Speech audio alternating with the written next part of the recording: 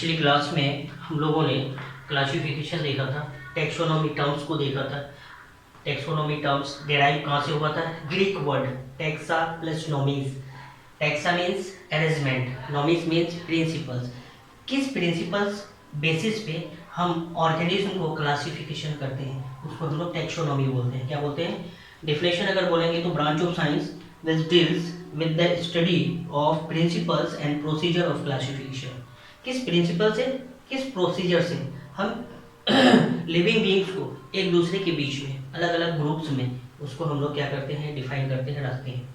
उस प्रिंसिपल्स को, प्रोसीजर को हम लोग क्या बोलते हैं? टेक्सोनॉमी बोलते हैं।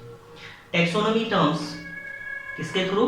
APD Candolle, fathers Carolus Linnaeus, ये वर्ल्ड का फादर है, और father of Indian father of taxonomy, Indian father of taxonomy Santapau. Basic elements यहाँ पे देखेंगे, characterisation, identification, nomenclature and then classification. ये बेसिक एलिमेंट्स, टैक्सोनॉमी के बेसिक एलिमेंट्स हम लोग देखेंगे, characterisation, identification, nomenclature and then classification. One by one हम लोग बेसिक एलिमेंट्स को देखेंगे। फर्स्ट बेसिक एलिमेंट यहाँ पे जो देखा जा रहा है कैरेक्टराइजेशन है। सबसे पहले कैरेक्टर्स वाइज हम लोग क्या करते हैं? ग्रुप बनाते हैं, सब ग्रुप बनाते हैं। तो कैरेक्टर्स फर्स्ट हम लोग जो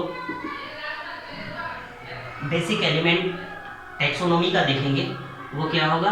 कैरेक्टराइजेशन।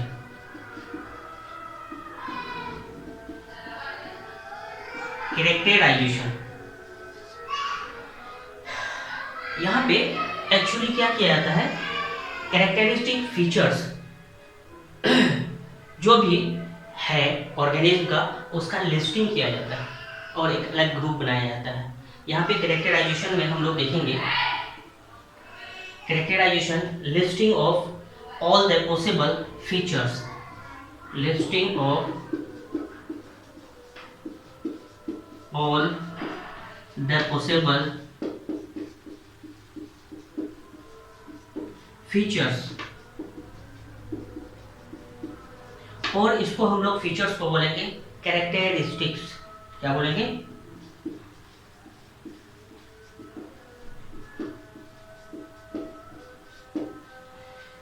फीचर्स या फिर कैरेक्टरिस्टिक्स का लिस्टिंग करना, जितने भी possible, all the possible features को हम लोग लिस्टिंग करते हैं। सबसे पहले क्या करते हैं? लिस्टिंग करते हैं उसका, है ना। तो taxonomy on the basis of characterisation देखते हैं, क्लासिकल और मॉडर्न क्या क्या होता है। Taxonomy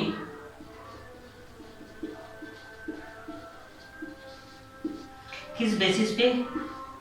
on the basis of characterisation.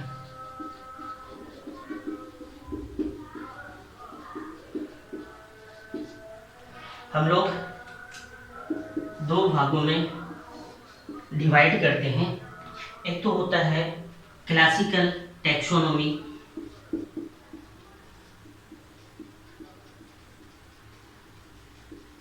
और एक होता है मॉडर्न टैक्सोनॉमी।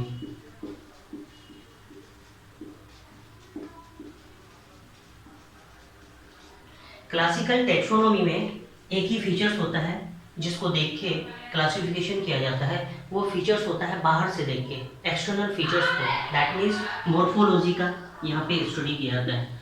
मॉर्फोलॉजी को देखा जाता है। किसको देखा जाता है? Morphology, that means external features को देख के, लंबा है, नाटा है, काला गोरा, आवाज़ सुरीली है, आवाज़ भद्दा है, ये जो कंट्रास्टिंग कैरेक्टर्स है बाहर से हम पता करते हैं, किसी को भी देखते हैं तो उसमें हमें पाया जाता है।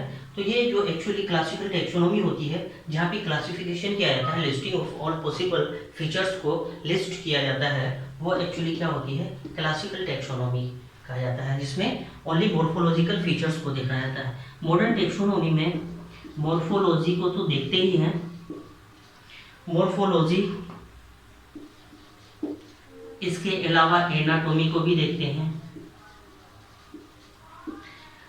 मॉर्फोलॉजी, एनाटॉमी, सेल स्ट्रक्चर को देखते हैं।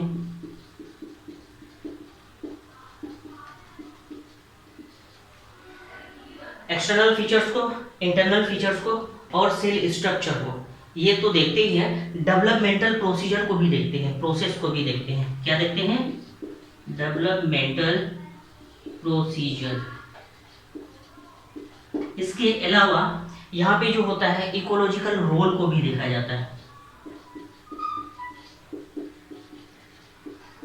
इकोलॉजिकल रोल को भी देखा जाता है। तो मॉडर्न टैक्सोनॉमी में ये सारी फीचर्स देख के उसका क्या किया जाता है? लिस्टिंग किया जाता है ना। तो मॉडर्न टैक्सोनॉमी में मॉर्फोलॉजी, एक्सटर्नल फीचर्स को देखेंगे, इंटरनल कटिंग सेक्शन करेंगे, सेल के रिगार्ड बात करेंगे, जीन्स के रिगार्ड बात करेंगे, सेल स्ट्रक्चर को देखेंगे, डेवलपमेंट प्रोसेस देखेंगे, इकोलॉजिकल रोल को देखेंगे।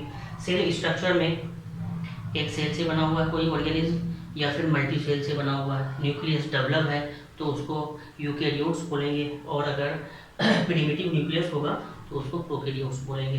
डेवलपमेंटल प्रोसेस, किस बेसिस पे डेवलपमेंट हुआ है? इकोलॉजिकल रोल को। ये सारी चीज़ों को हम लोग कहाँ पे देखते हैं? मॉडर्न टैक्सोनॉमी में देखते हैं, है ना। मॉडर्न टैक्सोनॉमी ये सारी चीज़ें देखी जाती है। दूसरा जो हमारे पास फीचर्स है, एलिमेंट्स है, आइडेंटिफिकेशन। क्या है? आइडेंटिफिकेशन। मैं इसी को यहाँ पे लिखूँ आइडेंटिफिकेशन को। चलो इधर देखता हूँ। दूसरा कैरेक्टर्स जो है आइडेंटिफिकेशन।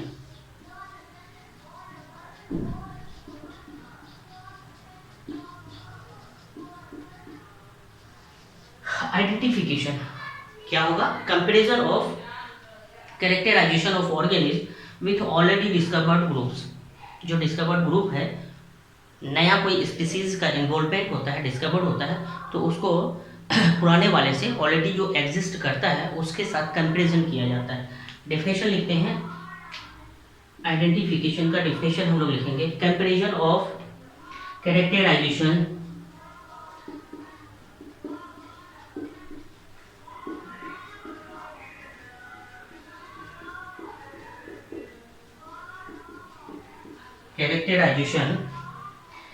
कैरेक्टराइजेशन का कंपैरिजन करते हैं of organism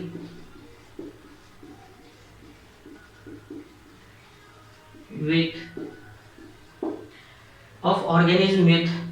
already discovered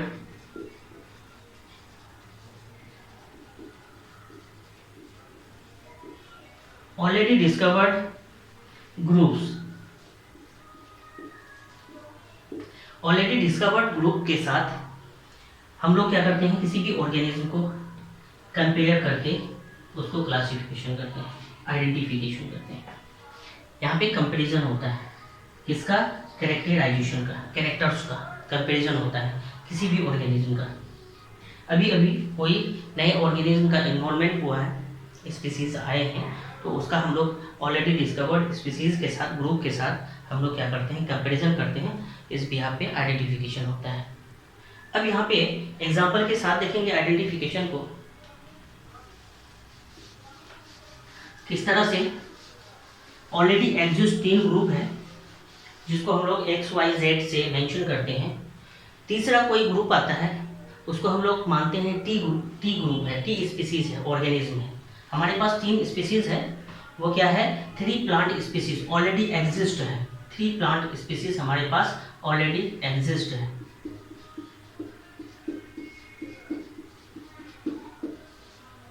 already exist है।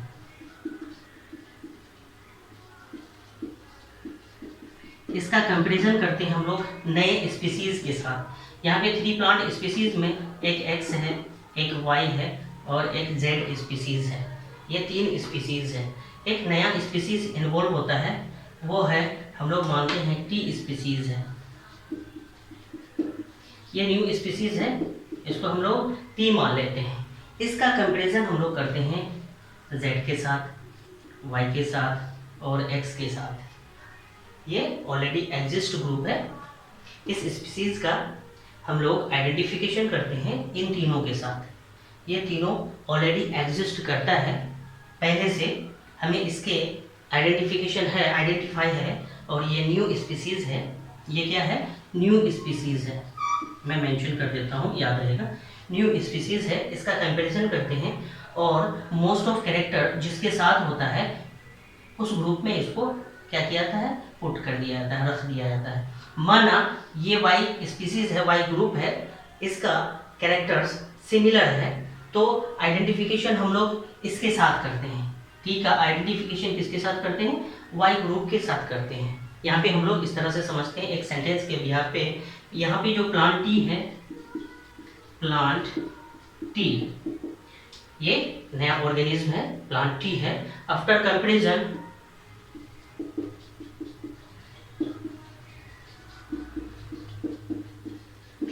कंपैरिजन के बाद हम लोग देखते हैं, it was observe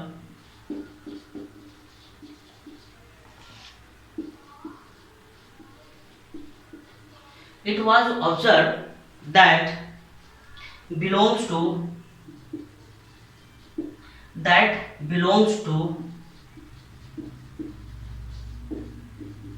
Y group, that belongs to Y group। इस तरह से नए स्पीसीज का कंपैरिजन करते हैं ऑलरेडी एग्जिस्ट के साथ, जिसके साथ सिमिलर कैरेक्टर्स मिलता है, उसको हम उस ग्रुप में क्या करते हैं, रख देते हैं, उसी ग्रुप से उसको बिलोंग करते हैं। Plant T, after comparison, it was observe that belongs to Y group, इस ग्रुप से ये क्या करता है, बिलोंग्स करता है। इस तरह से हम लोग आइडेंटिफिकेशन करते हैं। Okay, first characterisation, second identification, तीसरा हमारा जो होगा वो क्या होगा, नोमेनक्लेचर होगा। तीसरा क्या होगा, नोमेनक्लेचर।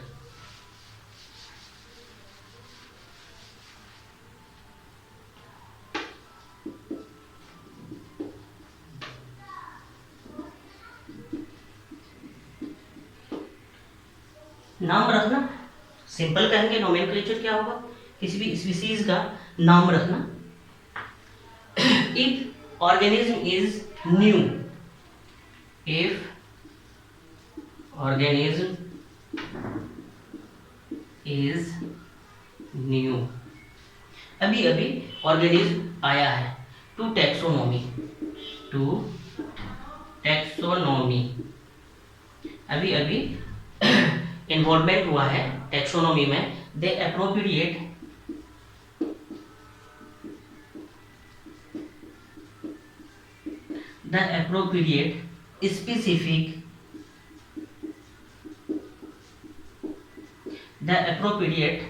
specific correct name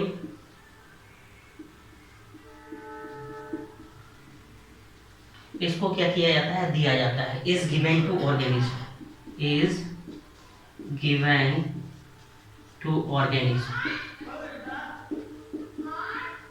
इस ऑर्गेनिज्म को एक नाम दिया जाता है। हमारे घर में जैसे ही नए बच्चे आते हैं, है ना, अभी अभी पैदा होता है, तो उसका नोमेनक्लेचर किया जाता है। यहाँ पे भी किसी न्यू ऑर्गेनिज्म का अगर इंटेक होता है, एंट्री होती है, तो उसका नाम रखते हैं पहले, है ना, पहले characterisation, identification and then nomenclature करते हैं। तो नाम रखने की पद्धति को हम लोग क्या बोलते हैं, नोमेनक्लेचर बोलते हैं। कोई भी ऑर्गेनिज्म नया आया है टेक्सोनॉमी में, तो उसको हम लोग क्या करते हैं, appropriate, that means suitable, specific, खास, करेक्ट नेम देते हैं, उससे बिलोंग करता है वो नाम देते हैं, किसको, ऑर्गेनिज्म को। इसको हम लोग क्या बोलेंगे, नोमेनक्लेचर बोलेंगे। क्या बोलेंगे, नोमेनक्लेचर। तो हमारा थर्ड नोमेनक्लेचर। फोर्थ हमारा क्या है, क्लासिफिकेशन।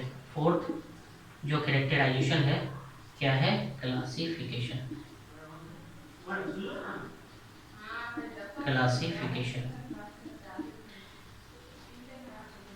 क्लासीफाई करना अलग अलग ग्रुप, सब ग्रुप्स में, है ना, प्लेस्ड करना सब ग्रुप्स। यहाँ पे क्या करते हैं, एक्चुअली जितने भी ऑर्गेनिज्म है हमारे पास, उसका कंपैरिजन करते हैं।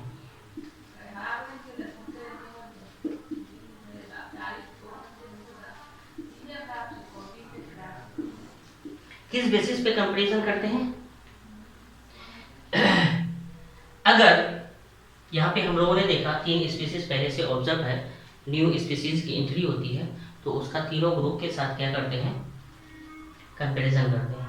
तो कंपैरिजन करते हैं, सिमिलर बिहेवियर होती है, कैरेक्टर्स होती है, तो उसको उससे बिलोंग करते हैं, उसी में रख देते हैं, है ना, उसी ग्रुप्स में। तो प्लेस सेम ग्रुप्स कब करते हैं? Place same group when they are similar character, या फिर on the basis of similarities, on the basis of similarities हम उसको उसी ग्रुप में क्या करते हैं? प्लेस करते हैं। ओके। और दूसरा न्यू ग्रुप करते हैं, अगर किसी से बिलोंग नहीं करता है तो उसको दूसरे ग्रुप में नया ग्रुप बनाते हैं, न्यू ग्रुप जनरेट करते हैं, new group generated, new group generated अगर कैरेक्टर्स डिसिमिलर होता है,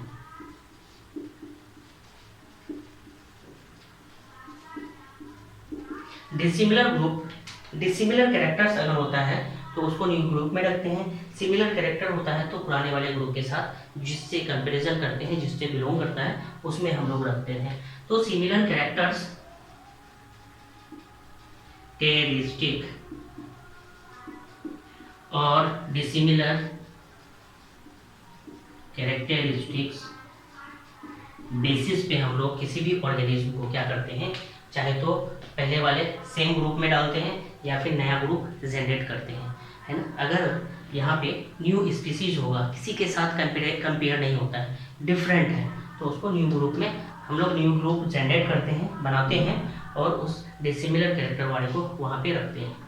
ये हमारी थी क्लासिफिकेशन, है ना। फोर्थ एलिमेंट्स को आज हम लोगों ने पढ़ा, टेक्सोनोमी के fourth element. Okay, thank you.